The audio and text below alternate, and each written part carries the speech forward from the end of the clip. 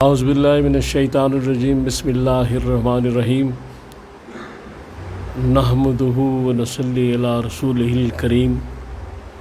انتہائی قابل احترام سامعین اور حاضرین اور مجھ سے اچھے لوگوں، السلام علیکم ورحمۃ اللہ وبرکاتہ۔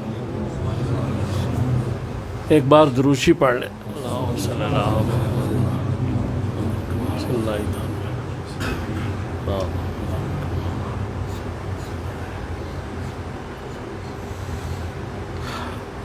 قرآن پاک میں سورۃ الحجرات کی آیت نمبر 12 میں اللہ تعالیٰ ارشاد فرماتے ہیں کہ مفہوم اس کا یہ ہے کہ بہت زیادہ گمانوں سے بچو، اور بعض جو گمان ہیں وہ گناہ ہوتے ہیں، اور دوسروں کی جاسوسی نہ کیا کرو، اور دوسروں کے اندر عیب نہ تلاش کیا کرو۔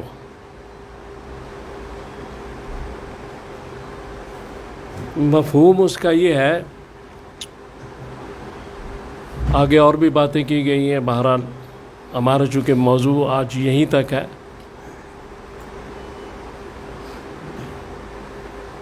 تو پہلی بات تو یہ کہی گئی کہ کسی کے بارے میں بدگمانی میں نہ پڑو، اور اس کے بارے میں حضور کی ایک حدیث پاک ہے، مشکات میں جلد 2 میں، اس کا نمبر ہے 4826۔ تو اس میں یہ بات کی گئی ہے کہ دوسروں کے بارے میں جو اچھا گمان رکھتا ہے یہ خوبصورت عبادت ہے۔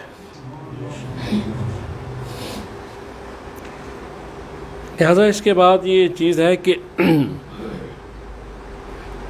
اللہ تبارک تعالیٰ جو فرما رہے ہیں، یا رسول اللہ صلی اللہ تعالیٰ علیہ وسلم نے جو فرمایا، اس کا مطلب یہ ہے کہ ہم اگر دوسروں کے عیب تلاش کرنے میں لگے ہوئے ہیں اور برا گمان رکھتے ہیں کسی کے بارے میں، اور جو ایک اور بات اس میں آیت میں کی گئی، اس میں کہا گیا کہ کسی کی عدم موجودگی میں اس کا وہ عیب نہ بیان کرو جو اس کے اندر موجود ہے۔ یہ بات بڑی امپارٹنٹ ہے، یہ بھی اس کو غیبت کہتے ہیں، یعنی جو عیب اس کے اندر موجود ہے وہ اگر بیان کیا جائے، اس کو ناگواری محسوس ہو، وہ اس کی غیر موجودگی میں مت بیان کرو، اور اگر وہ عیب نہیں ہے تو پھر وہ گمان یا تہمت ہو جاتی ہے، اور وہ زیادہ خطرناک ہے۔ تو اس سے یہ محسوس ہوتا ہے کہ اللہ تبارک تعالیٰ کہتے ہیں کہ ان چیزوں میں وقت ضائع نہ کرو، اس کا فائدہ کوئی نہیں۔ اپنی اصلاح کرو، اپنے آپ کو درست کرو، دوسروں میں اگر کوئی کام ایسا دیکھ رہے ہو تو اس طرح بتاؤ جیسے آئینہ آپ کو بتاتا ہے کہ آپ کے چہرے پہ یا آپ کی کسی جگہ کوئی داغ لگ گیا یا کچھ ہے، تو آئینہ بڑی خاموشی سے بتا دیتا ہے، اور جب وہ بتاتا ہے وہ صرف آپ کو ہی بتاتا ہے اور کسی کو نہیں بتاتا۔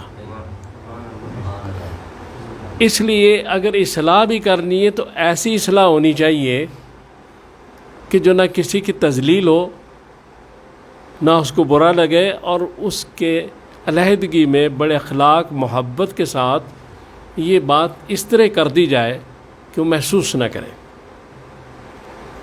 یہ ساری جو چیزیں ہیں یہ اخلاق کی ہیں، اور اللہ تبارک تعالیٰ یہ پسند فرماتے ہیں اسلام کو، دین کو، اور اس لیے کہ سلامتی کا دین ہے، اخلاق کا دین ہے۔ اس کی سب سے جو جڑ ہے وہ اخلاق ہے اسلام کی، اور اسلام جو اتنا پھیلا ہے، جو بزرگان دین اولیاء کرام کی برکت سے اس میں بنیادی چیز اخلاق ہی تھی، چونکہ ان کی درگاہوں اور ان کی مساجد میں اسلحہ نہیں ہوتا تھا، بلکہ اخلاق ہوتا تھا۔ وہ لوگوں کو کچھ اور نہیں بناتے تھے، صرف انسان بناتے تھے۔ لہذا قرآن نے اس طرف بڑی خصوصی توجہ دی۔ اس کے بعد یہ ہے کہ آپ دیکھیں کہ ایک اور حدیث پاک ہے، یہ بھی مشکات میں ہے، اس کا نمبر ہے 4639۔ تو اس میں ایک ایسی بات ہے کہ رسول اللہ صلی اللہ علیہ وسلم بیٹھے ہیں، تو حضرت عائشہ آپ کو ایک اور دوسری بیوی حضرت صفیہ کے بارے میں یہ کہتی ہیں کہ ان کا قد چھوٹا ہے۔ اب اس بات کے جواب میں رسول اللہ صلی اللہ علیہ وسلم کیا فرماتے ہیں؟ آپ کہتے ہیں کہ عائشہ، تم نے جو بات کی ہے یہ ایسی بات ہے کہ اگر کسی دریا میں ڈالی جائے تو اس کا پانی ایک دوسری شکل اختیار کرے، متغیر ہو جائے۔ دریا کا پانی اس چھوٹی سی بات سے، قد چھوٹا ہے، یہ بات بھی۔ اور رسول اللہ صلی اللہ علیہ وسلم کس کو کہہ رہے ہیں؟ اپنی بیوی کو کہہ رہے ہیں۔ ازواج مطہرات کا بڑا مقام ہے، بہت زیادہ، مومنین کی مائیں ہیں وہ، ان کو یہ کہا جا رہا ہے، تو ہم کس باغ کی مولی ہے؟ یہ ہمیں بتانے کے لیے، ہمیں ہدایات دینے کے لیے یہ ساری باتیں کی جا رہی ہیں، سمجھایا جا رہا ہے۔ اس کے بعد پھر ایک اور حدیث پاک ہے، یہ مشکات کی 4816 اس کا نمبر ہے۔ اس میں کہا گیا ہے کہ رسول اللہ صلی اللہ علیہ وسلم نے صحابہ سے کہا کہ میں آپ کو ایک ایسا عمل نہ بتاؤں کہ جو روزہ سے، نماز سے اور صدقہ سے افضل ہے؟ تو صحابہ نے کہا یا رسول اللہ ضرور بتائیں۔ تو آپ نے فرمایا کہ وہ 2 آدمیوں میں صلح کرانا۔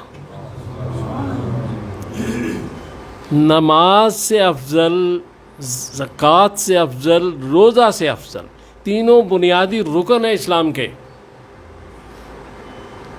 لیکن اس میں یہ بات ضروری سمجھ لینی چاہیے کہ جو شخص بھی صلح کرائے وہ افضل جو ہے عمل تب ہوگا کہ اگر وہ خود نمازی ہوگا، روزہ دار ہوگا، فرائض پورے کرتا ہوگا۔ یہ نہیں کہ اگر کوئی نماز نہیں پڑھتا اور روزے نہیں رکھتا اور سارا دن صلح ہی کراندہ پھرے، یہ کافی نہیں ہے۔ اس لیے اس میں یہ ضروری ہے کہ اس کا روزہ دار ہونا، اس کا نمازی ہونا، یہ ساری چیزیں پہلے ہے، تبھی تو وہ عمل افضل ہوگا کہ پہلے وہ عمل کر رہا ہوگا۔ یہ بات بہت ضروری ہے، اس کو سمجھنا بہت ضروری ہے۔ اس کے بعد ایک اور حدیث پاک ہے، یہ مشکات کی، یہ بھی ہے 4819۔ تو اس میں رسول اللہ صلی اللہ علیہ وسلم نے یہ بات فرمائی ہے کہ یہ جو کام صلح والا ہے، اس کے خلاف والا کام، کہ جو شخص 2 آدمیوں میں برائی پیدا کرتا ہے، فساد کرواتا ہے، جھگڑا کرواتا ہے، اس نے اسلام کو برباد کر دیا۔ موڑنے کے بھی لفظ ہیں۔ اب سوال صرف یہ ہے کہ ساری جو چیزیں میں آپ کے سامنے پیش کر رہا ہوں، میں تو اپنی اصلاح کے لیے باتیں کرتا ہوں، خود کو نصیحت کر رہا ہوں، یہ ساری باتیں، آپ تو سمجھدار لوگ ہیں۔ میں تو صرف یہ کہنا چاہتا ہوں کہ جب دین یہ ساری چیزیں ہمیں کہہ رہا ہے تو ہماری آج سمت کیا ہے؟ کیا ہم قرآن اور احادیث کی انہی ہدایات پر عمل کر رہے ہیں یا نہیں کر رہے؟ جب کہ ہم قرآن بھی جانتے ہیں، احادیث بھی جانتے ہیں، جب جاننے کے باوجود اگر ہمارا عمل اس کے برعکس ہے تو ہم کس سمت کی طرف جا رہے ہیں؟ کیا رسول اللہ صلی اللہ علیہ وسلم کا دامن ہم سے دور تو نہیں ہوتا جا رہا؟ کیا وہ سمت ہم سے دور تو نہیں ہوتی جا رہی؟ ہمیں اسی طرف جانا ہے جہاں ہمارا رسول ہمیں بلا رہا ہے، جہاں ہمیں کھڑا کر رہا ہے۔ جو حضور کی ہدایات ہے، جو حضور کی ڈائریکشنز ہیں، جو حضور کے ارشادات ہیں، وہی دین ہے۔ دین صرف اللہ اور رسول کے حکم کا نام ہے، اس کے علاوہ کوئی شے دین نہیں ہے۔ تو اگر ہم سمجھتے ہیں ان ساری باتوں کو تو ہمیں کم از کم ان باتوں کو سمجھنا چاہیے۔ اب چونکہ آگے رمضان شریف آ رہا ہے تو یہ باتیں ہمیں سمجھ لینی چاہیے، اس لیے میں نے گزارش کی ہے ساری۔